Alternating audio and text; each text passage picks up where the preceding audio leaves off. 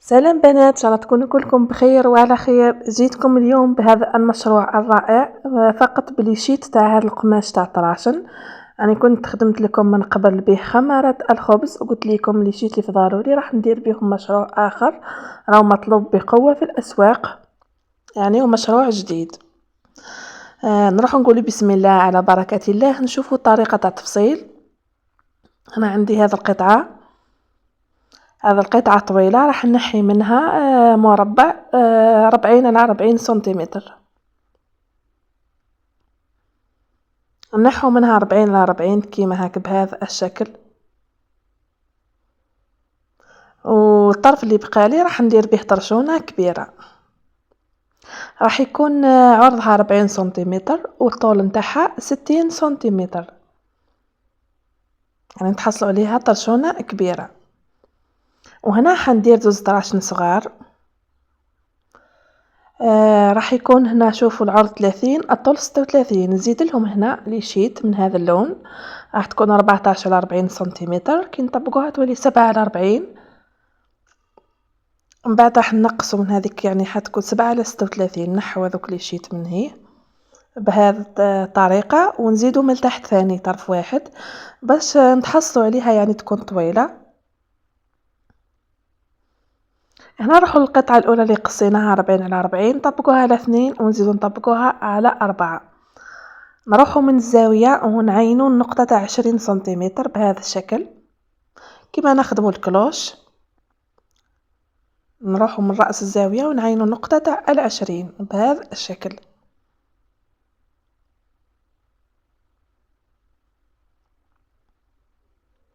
نرسموا هنا هذا القوس ونروحوا نقصوه. إذا تحصلوا على هذه الدائرة قطر تاعها 40 سنتيمتر. وكنت فصلت ثاني بهذا اللون. هذيك الزرقاء مش حندير لها طبطين، وهذا يعني ما قعدوليش لشيت ياسر. والوردي عملت لها طبطينه ودرت صرفيتها ثاني كبيره 40 على 60 كما عملت في الاول. وهنا زوج طراشن صغار طولهم 36 العرض 30. هنا راح نزيدو من جهه العرض 11 سنتيمتر، انا مطبقه على 2 هي 22. نتحصلوا على الطول حوالي 38 سنتيمتر. الآن نروح نخيطو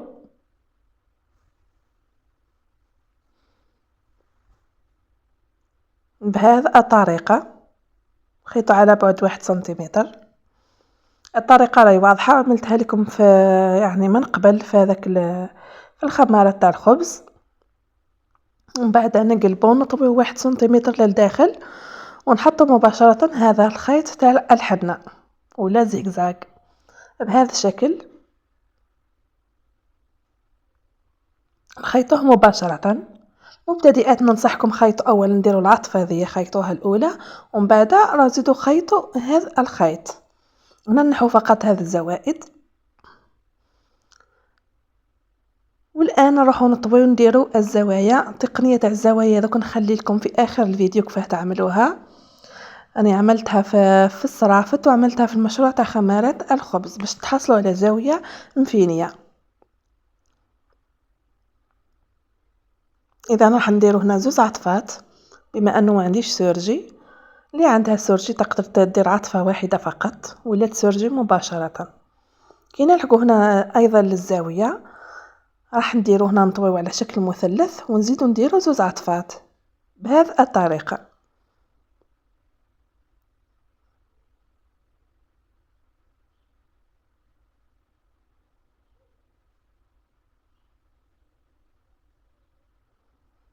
هنا لحقت الزاوية الثالثة بهذه الطريقة حتى هي نطويها. يعني الطريقة بالتفصيل تاع هذه الزاوية كنت نخليها لكم في اخر الفيديو اللي مهتمة. نكملو كيما هكا بنات. نخيطو كامل هذه الزوايا الأربعة بهذا الشكل نلحقو للأخير.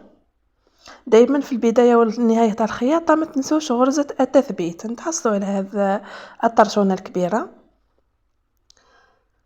هيكون فيها حوالي 38 على 36. الآن نجيبوا هذه الدوائر راح نديروا الوجه مقابل الوجه، الوجه صحيح مقابل وجه صحيح ونخيطوا من هنا على الظهر على بعد 1 سنتيمتر. نخيطو كامل هذا الدائرة على كامل الدائرة، نخلو فقط فتحة باش من بعد نقلبو بها حوالي 3 سنتيمتر ولا 4. راني خليت هنا الفتحة، من هذه الفتحة راح نقلبو.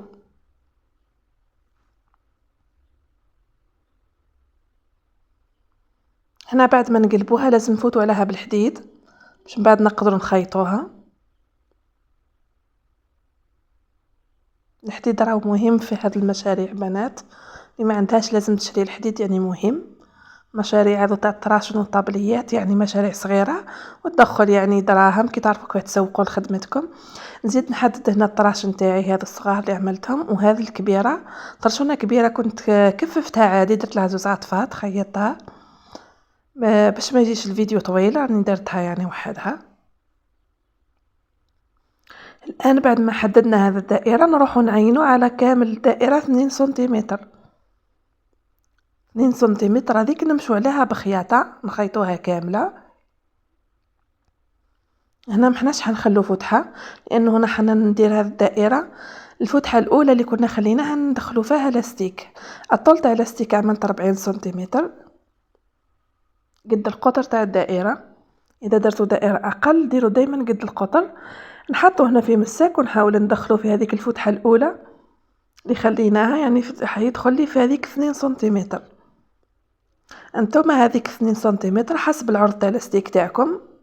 اذا اقل درتو تاع نصف سنتيمتر اعملوا 1 سنتيمتر فقط. هنا نخيطوا اللاستيك تاعنا، نروحوا نجيب الخياطه احسن خير ما تعقدوه. دائما كي قلت لكم كي تخيطوا لاستيك جبدوا هكا 2 جبدات باش يعني هذوك التكميشه تاع اللاستيك تاعنا يجيو بالتساوي. الان نروحوا لهذه الفتحه، شوفوا ندخلوا نديروا عطفات للداخل بهذا الشكل ونخيطوها.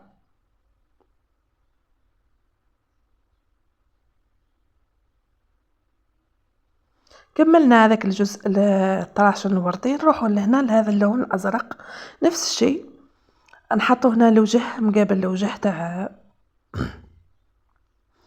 عفوا الوجه تاع هذا الكتان تاع الدراوات مقابل الظهر تاع الصرف، لانه الصرف فيهم ظهر. راكم كي تتولوا معاه تلقاو الظهر يعني وجه خاطئ وجه صحيح. نخيطوا هكذا هذاك الزائد من بعد راح نقصه. هنا كي نقلبوه راح نقلبوه الوجه الصحيح. شوفوا كيف ما هذا الوجه الصحيح تاع نتاع قماش الطراش نتاعي، هذا وجه صحيح.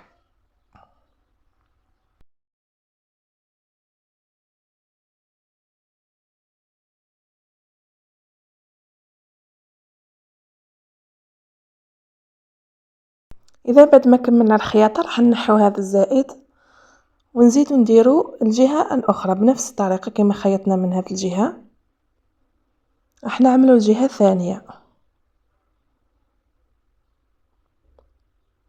تقدروا ديروا الجهه واحده فقط اذا عندكم طرف كبير، انا عندي طرف صغار يعني درتهم من بهذه الطريقه. الان نروحوا نديروا كفه، نديروا 2 عطفات للداخل. حاولوا دائما في الطراش نديروا عطفات يكونوا صغار حوالي نصف سنتيمتر لكل عطفه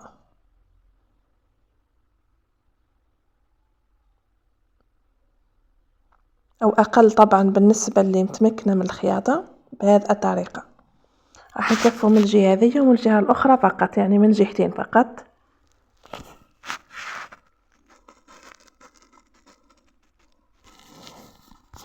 بنات كيما هاد المشاريع بارطاجوهم في لي جروب تاع الخياطه هكا باش تكبر القناه وتعرفوا عليها الكثير من المشاهدين وتعم الفائده. نديروا عطفه ثانيه الجهه الثانيه بنفس الطريقه، نكمل بنفس الخيط يعني ما نقطعش باش ما يعني ما نديرش نتعطلش في الخياطه. الان نروح نجيبو هنا عندي البي خيطته على 2 وراح نديرو هذا لانو بهذا الشكل. الطول نتوما تحكموا فيه كما تحبوها كبيره ولا صغيره. نروحو ونجيب الخياطه نثبتوها مليح. راني حطيتها في المنتصف.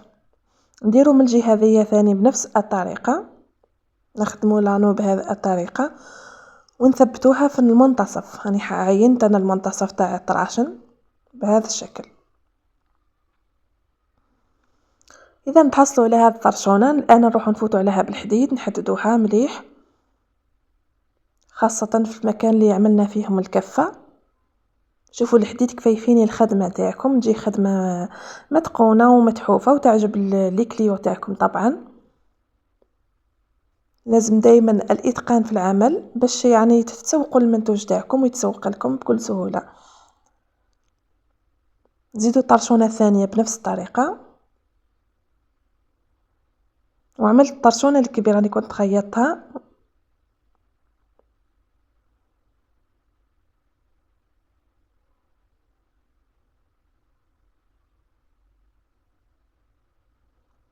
يعني انا هذا الحديد استعملته يعني مش اشهار ولا ياسر هايل في الخدمه بالبخار، يجي يعني تجيني الخدمه متقونه ومساعدني ياسر. الان نزيدو نديرو هذه الطرشونه الكبيره بنفس الطريقه، دائما هنا في الكفه وفي الزوايا حددوا بها.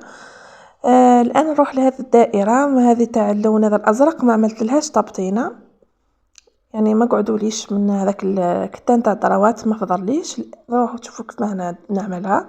راح نديرو طيه هكذا حوالي 2 سنتيمتر ونكفوها عادي. شوفوا هنا كل ما توصلوا هنا مثلا للزاويه هنا راح تشكل لكم طيه. شوفوا البنات تشكل لكم طيه، اطويوها كيما هكا بيدكم وكملوا خيطوا عادي. شوفوا كيف ما نخدم، كل ما نلحق الزاويه تجيني طيه نعمل طيه. واني خليت فتحه حوالي 2 سنتيمتر باش ندخل بها منها الستيك تاعي. الطول 40 سنتيمتر كيما عملنا في الاولى، ندخلوها في كامل هذا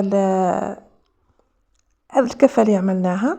الان نروحوا نخيطوا البدايه والنهايه تاع الستيك تاعنا، نثبتوها بها بالخياطه. نروحوا نجيب الخياطه دائما، انا في الستيك ما نعقدوش نخيطوا احسن. الان نروحوا نجبدوه هنا 2 مرات الستيك تاعنا باش يتوزع بالتساوي، ونروحوا نخيطوا هذيك الفتحه اللي خليناها. هذا القطعه نتحصلوا عليها بزوز الوان. شوفوا كيف ما محلاها. الان نروحوا نجيبوا بعض الاوعيه اللي عندي، نجيب هذا الوعاء. شوفوا بكامل الاحجام راح يجي عليهم هذا راكم تشوفوا هذا الحجم وحجم اقل منه.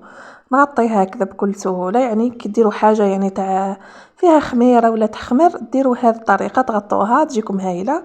ولا تقعد لكم حاجه تاع ماكله ولا تخلوها في الثلاجه تغطوها. وعملت ثاني هذا الصغار، هذو درت الدائره تاعهم 20 سنتيمتر وعملت لهم لاستيك.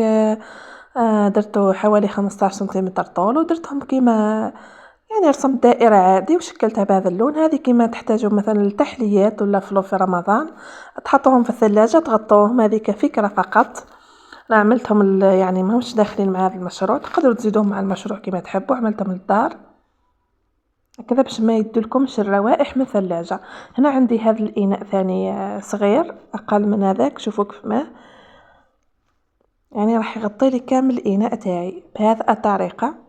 شوفوا الحجم صغير ولا الكبير، هذا هو كبير في الحجم بنات. طبعا الدائرة انتم تحكموا فيها تحبوها اقل ولا اكبر. الان نروح نطبقوهم. عندي هذه الطرشونة الكبيرة راح نطبقها على 2 ونزيد نطبقها على 4.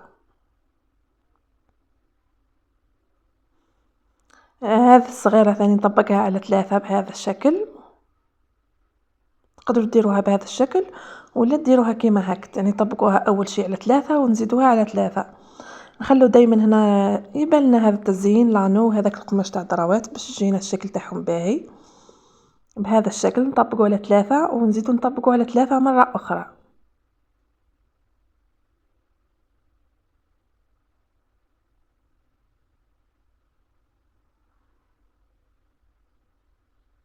ونجيبوا هذا الغطاء نحطوه معاهم. نطرشونا فقط قلت لكم حلوها، يعني نطبقوا على 2 وتزيدوا على 2 يعني نطبقوها على 4. نحطوهم كيما هكذا ومن بعد نديرهم في اكياس التغليف نفس الشيء. هذا اللون نطبقوها على 2 ونزيدوا على 2 نطبقناها على 4. ونجيبوا طراشن صغار نطبقوهم على 2 والآن نطبقوهم على 3 بهذا الشكل. نجيبوا اولا هذا الغطاء نحطوه هنا لتحت ونحطو فوقه هذا الطراشن. نحطوهم في أكياس تغليف، راهم يتباعوا يعني تلقوهم في لي كوسميتيك ولا اللي يبيعوا الهدايا، تلقوهم بكثرة، تشرو بالجملة اللي تحب مشاريع ولا تشرو بالكعبة. نحطوهم بالنسبة لسعر البيع، تحسبوا طبعا حق السلعة تاعكم. أنا حق السلعة في هذا المشروع يعني ما فاتتليش 25,000، راح نديرها ب50,000، نديروهم ب50 40 يعني راح تكون كافية.